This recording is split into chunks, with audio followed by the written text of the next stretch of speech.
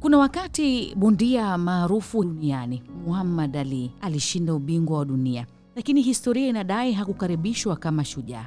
Hakupata heshima iliyostahili, wala hakuitwa White House, na nchi yake iliyokuwa inamshangilia ulingoni ikamgeuka nje ya ulingo. Huyu pia ndiye yule ambaye miaka michache baadaye angeamua kuiwakilisha nchi hiyo hiyo bila kuteuliwa au bila mamlaka wala bila nguvu ya kisiasa. Mwaka 1990 dunia ilikuwa kwenye mvutano mkubwa kufuatia kile kilichokuja kuitwa Gulf War, ambapo Iraq chini ya uongozi wa Saddam Hussein ilikuwa inashikilia raia wa Marekani kama mateka. Wakati viongozi wakubwa wa dunia wakibishana kwa kauli kali na mikakati ya vita, kulikuwa na familia zilizokuwa zinasubiri watoto waliokuwa wanalia na matumaini yaliyokuwa yanazidi kupungua. Ndipo jina moja lilipojitokeza, si la mwanasiasa bali bondia Muhammad Ali. Muhammad Ali aliamua kusafiri hadi Baghdad. Hakutumwa rasmi, hakukuwa na mkataba wowote wa kidiplomasia. Hii ni kwa mujibu wa maandiko mbalimbali ya kihistoria kwenye mitandao ya kijamii, hasa ya kimataifa. Alikwenda kama binadamu wa kawaida tu,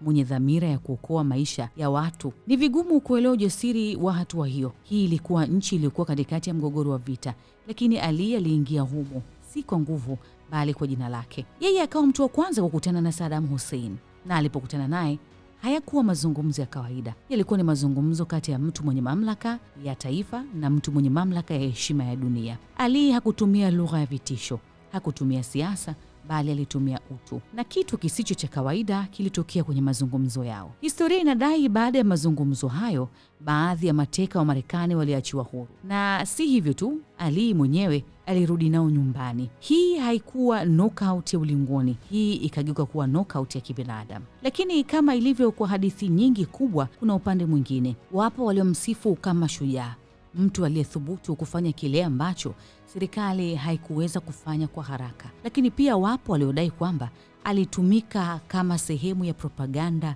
ya kisiasa hasa ya Marekani. Lakini wachambuzi wanasema kwa undani zaidi kuwa hawakuweza kupuuza ukweli mmoja. Mtu aliyewahi kukataliwa na heshima ya nchi yake ndiye aliyekwenda kuiokoa nchi hiyo hiyo na watu wake. Hapa ndipo hadithi ya Muhammad Ali ilipobadilika kabisa, kwa sababu hakupigana tu ulingoni, bali alipigania pia maisha ya watu. Na wakati mwingine ushindi mkubwa zaidi huenda kuwa haupimwi kwa mikanda ya ubingwa, bali kwa maisha unayoyaokoa.